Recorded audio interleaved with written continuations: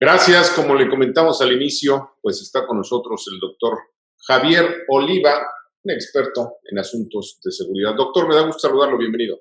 ¿Qué tal, Ricardo? Muchas gracias por el espacio y saludos a nuestro radio teleauditorio y que nos estén escuchando también. Doctor, pues la violencia sigue creciendo en todo el país, pero hay lugares específicos, Michoacán, pues Chiapas y algunos otros, Tamaulipas, en donde se ha concentrado. ¿Qué está pasando? ¿Se está empoderando el crimen organizado, los grupos violentos? Vamos a una primera aproximación al tema. Sí, bueno, indudablemente que desde distintos ángulos y desde distintos foros y posicionamientos se ha señalado que esta política de contención por parte de la presidencia de la República, sobre todo para hacerle frente a las organizaciones criminales, esto les ha permitido avanzar y seguir expoliando cada vez más numerosas comunidades y poblaciones, como en los estados que se mencionan, donde también no hay que dejar de lado al estado de Guerrero, en donde, por cierto, el presidente de la República tendrá una gira en eventos a puerta cerrada durante este fin de semana. Entonces, desafortunadamente, cada vez vemos más eventos en donde participan numerosos grupos, incluso segmentos de distintas edades y de procedencias de actividades productivas o improductivas, mejor dicho, y que pues evidentemente esto va generando un desafío. A mí me parece una metáfora muy desafortunada que con un camión de basura se haya pretendido ingresar, bueno, de hecho ingresó el camión de basura, fue con lo que tiraron las puertas del cuartel militar allí en Aguililla. Entonces, este tipo de desafíos en cualquier país con vigencia de leyes y de instituciones y a salvaguarda de los valores de la democracia, pues sería impensable o no debiera de suceder. Hoy mismo supimos que el gobernador del estado de Oaxaca tuvo que acudir a una población porque estaban retenidos alrededor de 30 elementos entre integrantes del ejército mexicano y de la policía estatal. Entonces, cuando estos fenómenos comienzan a darse, como el que ocurrió también en Chiapas, en donde se detuvo un grupo de policías y también integrantes de la Guardia Nacional y los despojaron de su armamento, pues la frecuencia con la que se han venido dando estos acontecimientos, Ricardo, pues en forma alguna puede ser un indicador de que esto se está controlando y menos aún de que va a la baja. Y lo que sucede es que ahora con las posibilidades de contar con dispositivos móviles para dar testimonio de balaceras, de enfrentamientos y en no pocos casos estos videos que las propias organizaciones criminales suben para amedrentar a sus enemigos, pues nos permite señalar claramente que la actividad criminal pues no ha rehusado y pues menos aún se ha disminuido. Doctor Oliva, estamos frente a la entrega de la plaza por parte del Estado mexicano. O sea, declinó a su responsabilidad. Es una responsabilidad vital del Estado de salvaguardar la seguridad de los ciudadanos. Bueno, es que es el concepto muy polémico y por cierto yo estoy dirigiendo una tesis de posgrado sobre este concepto del control del territorio por parte de las organizaciones criminales. Puede haber control de ciertas actividades que son responsables del Estado, por ejemplo, el cobro de impuestos, el libre tránsito por las carreteras, y que yo he denominado la dictadura criminal, que esa sí es la verdadera dictadura. ¿A qué me refiero? A los homicidios de activistas, de periodistas, atentados contra instalaciones de medios de comunicación, entorpecer la libre circulación instalando retenes ilegales que pues, sabemos que a una médica del estado de Zacatecas le costó la vida el no haber hecho caso a las señales de alto de estos criminales. Y otra serie de actividades, la venta de seguridad pública, en algunos municipios. Es indudable que en algunas localidades la presencia constante y reiterada de la delincuencia organizada pues ha terminado por afectar de manera estructural la vida cotidiana de esas comunidades.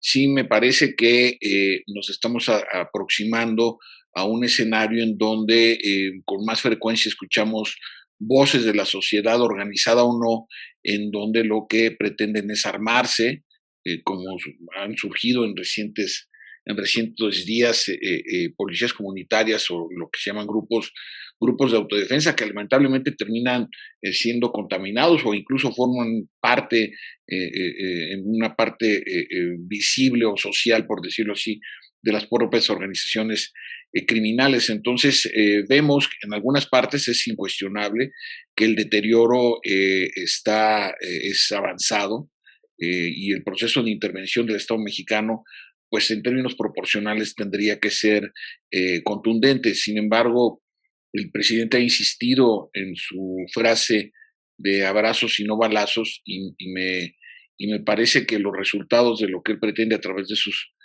programas sociales que no son otra cosa sino políticas de prevención, pues todavía van a tardar algunos años para que den resultados. Incluso tendrían que plantearse como proyectos que trasciendan la administración que concluye en el 2024, Ricardo. Claro. Doctor Oliva, cuando platica uno con expertos de la relación México-Estados Unidos, cada vez yo los he escuchado, me lo han platicado a mí, lo hemos tenido aquí en estos espacios, cada vez hay mayor preocupación en Estados Unidos por cómo se está manejando en México, en este gobierno, la lucha contra el crimen. Esto nos puede llevar a una confrontación con Estados Unidos precisamente por este tema. Bueno, sin duda que estamos en esa ruta. Hay que recordar que el pasado día 7, al mismo tiempo estaban en México el jefe del Comando Norte, el general von Heller, que recordemos fue quien declaró ante el Comité de Asuntos Armados del Senado en un escenario extraño, porque regularmente estas comparecencias son los funcionarios del gobierno de la Casa Blanca los que acuden, en este caso del Departamento de Defensa, son los que acuden al Capitolio. Aquí los senadores fueron al Pentágono y escucharon la presentación de la política de defensa para el continente americano, estando los dos comandantes, el del Comando Norte y el del Comando Sur. Y fue este general que dijo que entre el 30 y el 35% del territorio de México lo controlaban los delincuentes, lo cual es una crítica pues muy fuerte al gobierno de la República y a su política de seguridad. Bueno, ese mismo día 7 fue recibido en las instalaciones de la Secretaría de la Defensa Nacional, ahí están los boletines, el propio Twitter del general secretario Sandoval González daba cuenta de esta visita, que fungió como anfitrión también el secretario de Marina, el almirante Rafael Ojeda Durán. Pero ese mismo día, Ricardo, estuvo una delegación del Senado de los Estados Unidos de muy alto nivel. Entre ellos vino encabezándola ni más ni menos el que fue el compañero de fórmula en las elecciones del 2016 con Hillary Clinton, el senador Tim, ahorita se me escapa su apellido, pero él vino. De los 5 senadores, 3 son demócratas, 2 republicanos, y de ellos 4 forman parte del Comité de Asuntos Armados del Senado de Estados Unidos. Las 2 visitas fueron el mismo día, aunque los senadores permanecieron un día más para entrevistarse con autoridades del Instituto Nacional de Migración. No tenemos ninguna duda que el tema número 1 de la agenda binacional en este momento para Estados Unidos es la seguridad en la frontera y la migración forzada que viene del Caribe y del Centroamérica. En estos días, el subsecretario de Derechos Humanos de la Secretaría de Gobernación señalaba que había un crecimiento exponencial de los flujos migratorios que buscan llegar a Estados Unidos procedentes del Caribe y de Centroamérica hacia ese país. Y por el otro lado tenemos la preocupación, la exigencia del tema de contener la producción y exportación ilegal del fentanilo, que ha provocado, por lo menos el año pasado, provocó 96,000 muertes en Estados Unidos, que llevó en su momento al expresidente Donald Trump a declarar una emergencia nacional por lo que se conoce como la epidemia del fentanilo y el número de muertes que provoca. Esto sin olvidar un dato que si bien es simbólico, tiene un hondo calado. La carta que envía el gobernador de Texas también el mes pasado, una carta abierta que le envía al presidente Joseph Biden. Recordemos que Texas es el bastión a nivel nacional del Partido Republicano, y que en esa carta le solicita que algunas organizaciones criminales mexicanas, sobre todo la que pertenece al Golfo, Nueva Generación y la organización de Zambada Joaquín Guzmán, sean declaradas terroristas, ¿no?